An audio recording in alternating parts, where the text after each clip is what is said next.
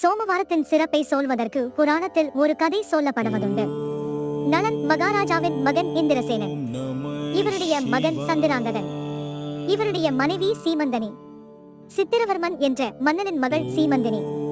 அவள் தனது 14 வயது முதல் சோமவார விரத்தை செய்து வந்தாள். நாள் முழுவதும் உபவாசமாக இருந்து சிவ பெருமானுக்குரிய பதிகங்களை படித்து விரதம் இருந்தாள். பகல் பொழுதில் ஏதாவது ஒரு தம்பதியை அழைத்து உணவு அளிப்பது அவளுடைய வழக்கம். இவருக்கு ஒருமுறை ஜோதிடம் பார்க்கப்பட்டது. அப்போது சீமந்தனுக்கு மாங்கல்ய பாக்கியம் கிடையாது. அதனால் இவருடைய கணவருக்கு ஆயுள் குறைவு என சொல்லிவிட்டார்கள். இதனால் என்ன செய்வது என தெரியாமல் சீமந்தனை கலக்கத்துடன் கவலையில் ஆழ்ந்தாள். சந்திராங்கதன் நண்பர்களுடன் படகில் யமுனை நதியில் பயணித்த போது படகு கவிழ்ந்து அனைவரும் உயிர் நீத்தனர். சந்திராங்கதன் நண்பர்களோடு நாகர்லகம் சென்று அங்குள்ள நாகமன்னனால் ஆதரிக்கப்பட்டு வந்தான். இதற்கிடையில் சந்திராங்கதன் இறந்துவிட்ட செய்தி கேட்டு அவனுக்கு ஈமக்கிரி